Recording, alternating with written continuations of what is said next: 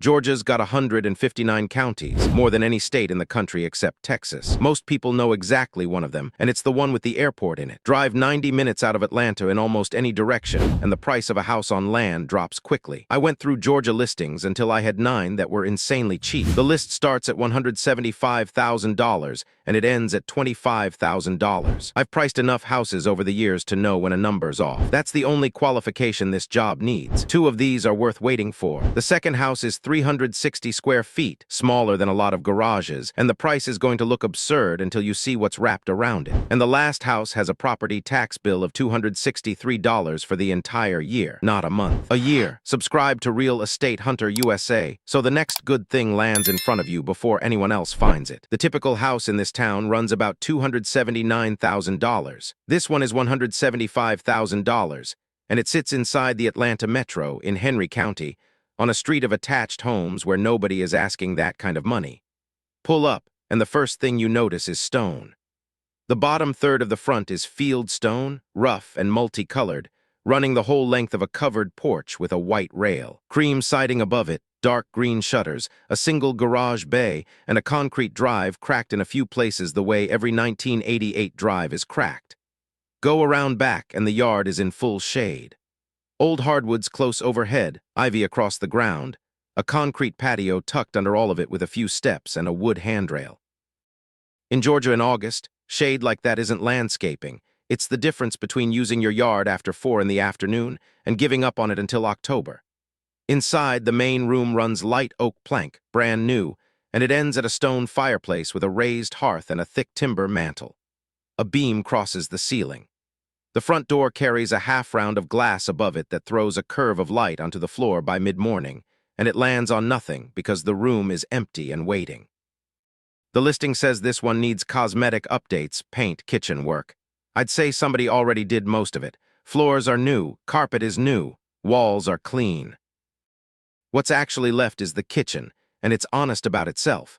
Dark oak cabinets out of the 80s, dark laminate counter, a white gas range, a fluorescent fixture overhead. One room living a generation behind the rest of the house. 3 bedrooms, all on the main level, all carpeted in fresh gray. The primary has a 3-panel bay window pushing out into the trees, so the first light you get in there arrives filtered green. Another bedroom has 2 full closets side by side plus a third opening. The 3-closet claim is real, and in a 1,165 square foot house it matters more than it sounds. 2 full baths, both plain, both clean, 1-piece tub and shower units, oak vanities. The garage is a single bay, attached and secured. The stone front porch is the outdoor room here, covered and wide enough to actually sit on and enjoy. Henry County is a southern suburb of Atlanta, and this is the town where Hawkins High School from Stranger Things was filmed, right next to City Hall. Locals say the place is slow-paced and for families. There's also a free movie night at City Hall on Fridays. $175,000, roughly $100,000 under the town's typical sale price. No HOA, roof, and HVAC, both a year old. The tax bill is $3,262, the highest on this entire list, and the price of being this close to a major city. The next one costs $19,000 less, and the house is smaller than this living room, $433 a square foot. That's the number the listing puts in front of you, and it's the highest on this list by a mile. It's also the wrong number to be looking at. Here's the right one. $156,000 for 22.76 acres in Washington County works out to somewhere near $6,900 an acre, with a cabin thrown in that was built in 2004 and looks like nobody has ever slept in it. The land is planted pine, thinned and clean underneath, so you can see a long way through the trunks. Late in the day, the light comes in sideways and lays stripes across the concrete slab out front. A long, open-sided porch runs the length of the cabin on rough timber posts, bare wood overhead, and the slab beneath it's poured wide enough that you could park a truck on it or set a table out and never move it again. Past the trees, there's a green opening where the pines stop and a field catches the sun. The cabin itself is 360 square feet, and it's 1 room plus a bathroom plus a bonus space the listing says could be a 2nd bedroom. Floors are dark walnut-toned plank. The window and door casings are raw pine, unfinished and still yellow, and the whole place smells like a building rather than a home.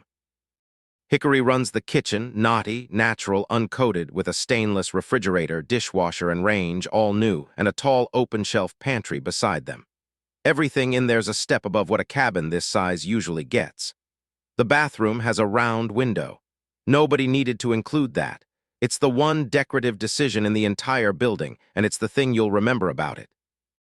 Now the part that actually sells this property. There's a second building on the land, and it's bigger than the house. Beige siding, metal roof, and inside, raw OSB walls, timber shelving, a garage door, an air conditioner, and a deep stainless sink set into a counter. Water, power, and cooling in an outbuilding on 22 acres. Somebody built a workshop and then built a place to sleep next to it in that order. Harrison is a small Washington County community. The property crime score here is 5.5 out of 100, against a national average of 35.4. One of the lowest numbers I have ever put in one of these videos. Well and septic, no city water, no HOA.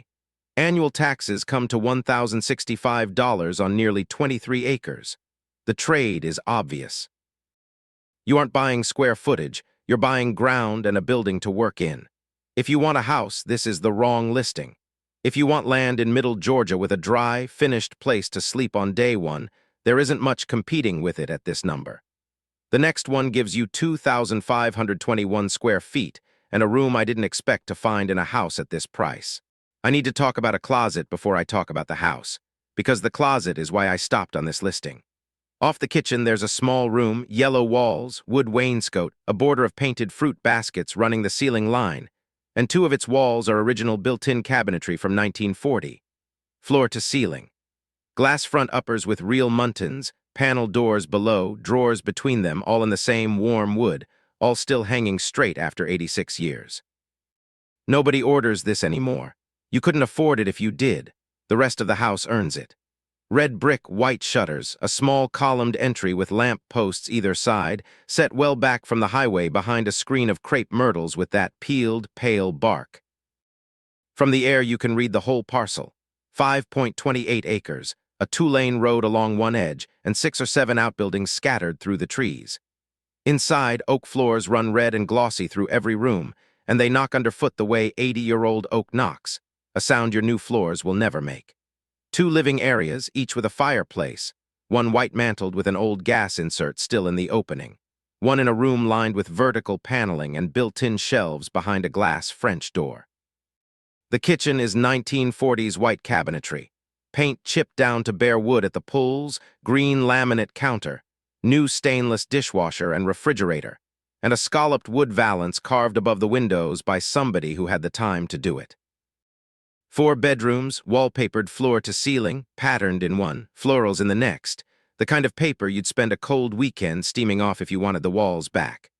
2 baths, one narrow with an oak floor and paper peeling in curls off the wall, one tiled in cream ceramic wall to wall with grab bars already installed. Out back stands the old shop building. Gray weathered board, a peaked gable, a rusted tin lean-to along one side with farm implements stacked underneath, and a Coachman motorhome out of the 80s parked in a shed of its own. The listing says the home needs work. It does, but not where you'd assume. The floors are the best thing in the building. The work is walls, wallpaper, and that kitchen, and those are entirely different budgets. Edison is a town of just over 1,000 people in southwest Georgia, an old agricultural hub surrounded by farms and river country. The typical home here sells for around $83,000, so at $150,000 this one sits above the town median, and it should. You're paying for 2,521 square feet, 4 bedrooms, 5 acres, and a set of barns at $60 a square foot. Property taxes run $1,300 a year. 2 things to know going in. The sale is subject to HUD approval, it has to close at the purchase price, and the seller pays nothing toward closing costs. Next, the price drops $55,000 and the water gets a whole lot closer. Let's start with what the listing doesn't say. This is a manufactured home, a double-wide set on a rise, skirted in white panel. You can read it in the proportions, in the seam running down the interior ceiling in the paneled walls.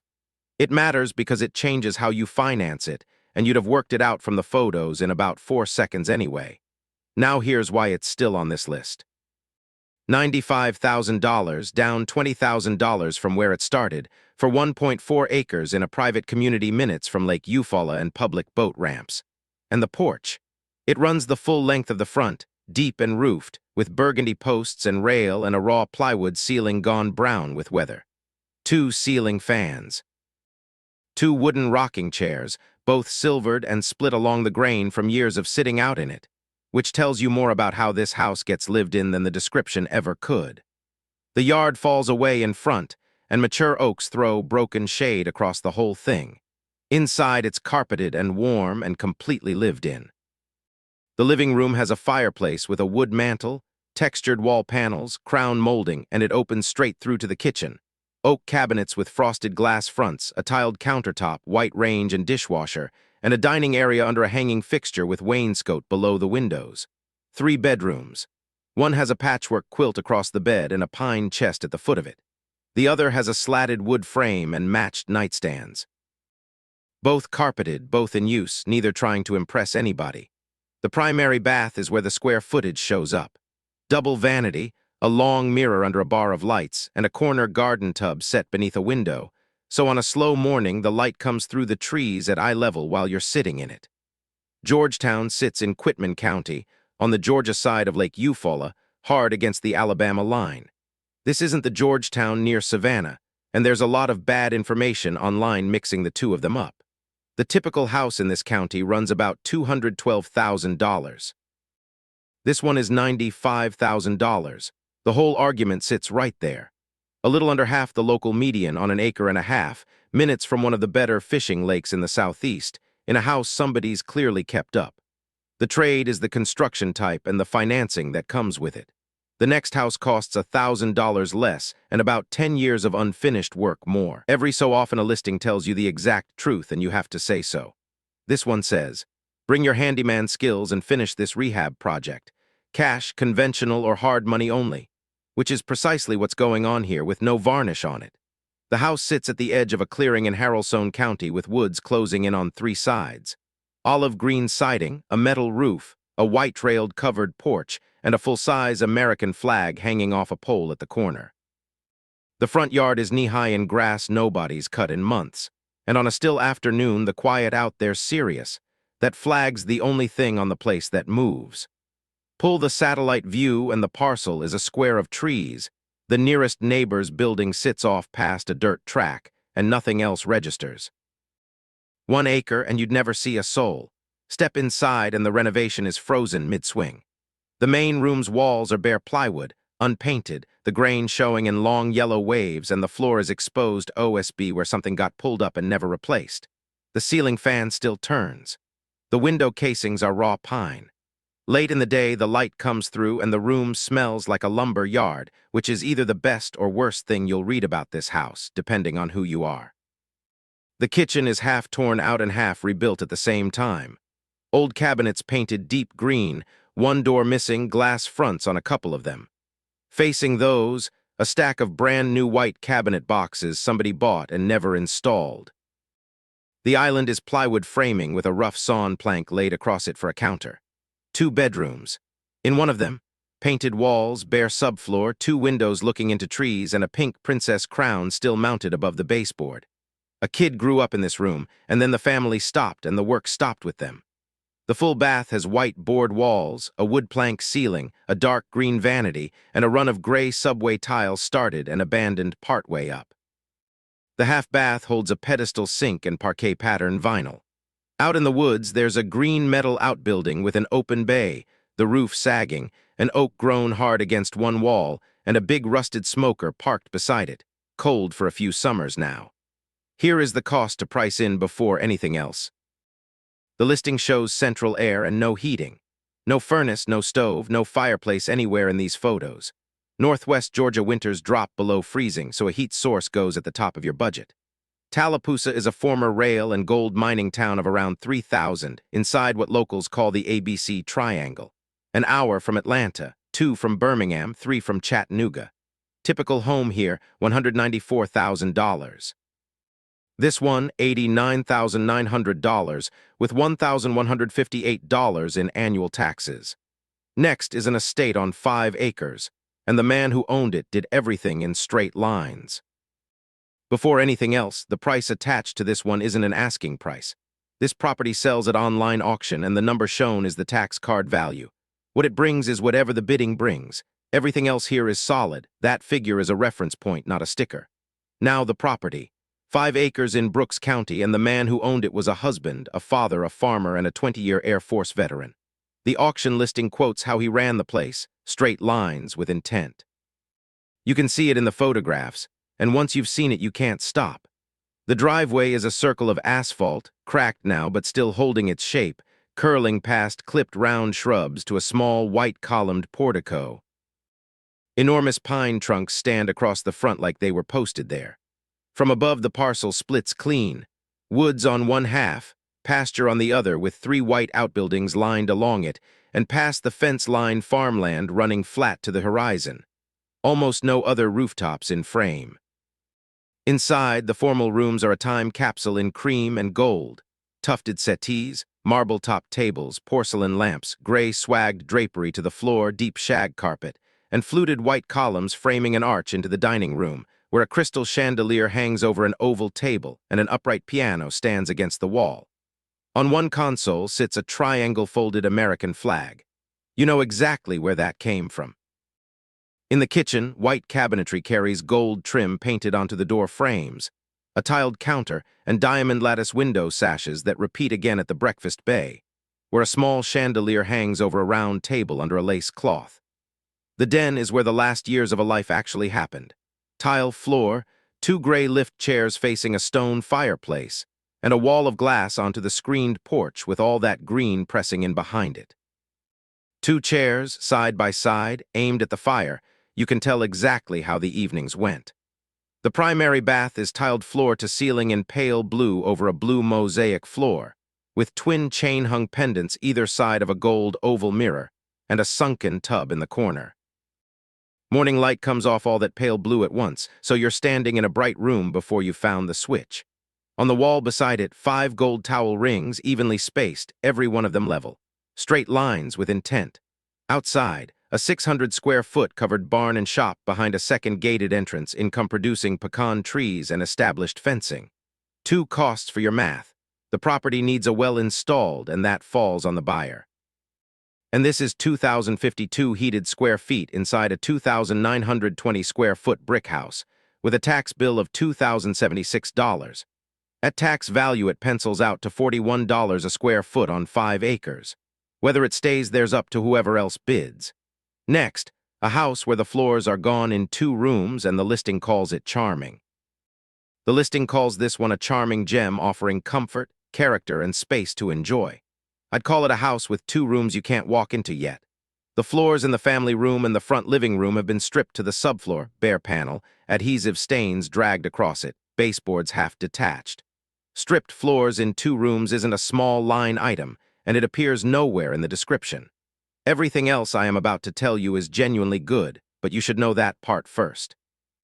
So, 1,748 square feet, 1.31 acres, built in 1964, and down $15,000 from where it listed. Cream-ribbed vinyl siding, a low roofline, a 2-bay open carport at one end, and a red brick chimney running straight up through the middle of the house. The lawn is cut and green, and a pecan tree out front spreads its winter branches over the entire front yard. Pull the satellite view and the setting explains itself. Plowed fields with circle irrigation tracks run north to the horizon. South and west of the house, it's pecan grove rows of trees in dead straight lines, hundreds of them. The road is dirt. The family room is painted deep burgundy, and the fireplace is brick, painted over with a half-round raised hearth curving out into the room. Somebody built that curve so people would sit on it, and on a cold night that's where you'd end up, back against warm brick. 2 small windows flank the chimney and look out into pasture.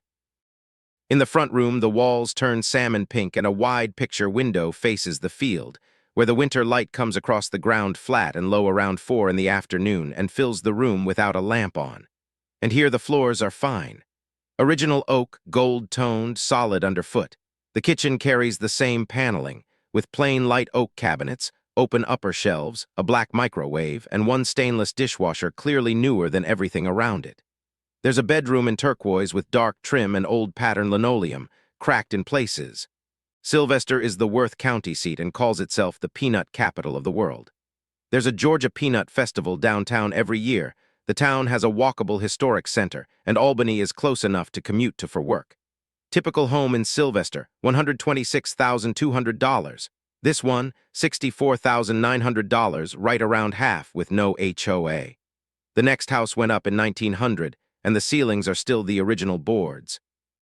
4 bedrooms, 2 baths, and a 126-year-old ceiling. This house went up in 1900 and the board ceilings are still in it, raw planks running the length of 2 rooms, the grain gone silver brown with age. In one room the walls are vertical paneling to match. In another, somebody started tacking up reclaimed boards in staggered lengths across 2 walls, dark brown and gray and mismatched, and stopped partway through. From the street, it's white wood siding with the paint peeling down to blue primer along the bottom course. A metal roof that's rust-red over one section and new silver over the next. And a screened porch running the width of the front with the mesh torn in a few places. Late afternoon, the light comes through that screen in a grid across the porch boards, and the whole yard smells like the pine needles covering it. The lot is 1.29 acres and only the front quarter of it's cleared. The back half is standing timber untouched.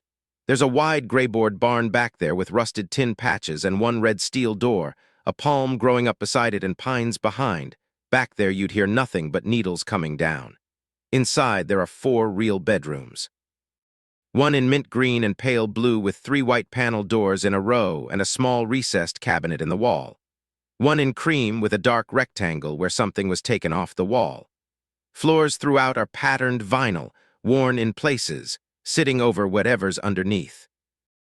One bathroom is narrow with rough wall boards, a few of them pulled off to show an older layer behind, a new white acrylic tub and shower unit, an oak vanity, and a gold-framed mirror.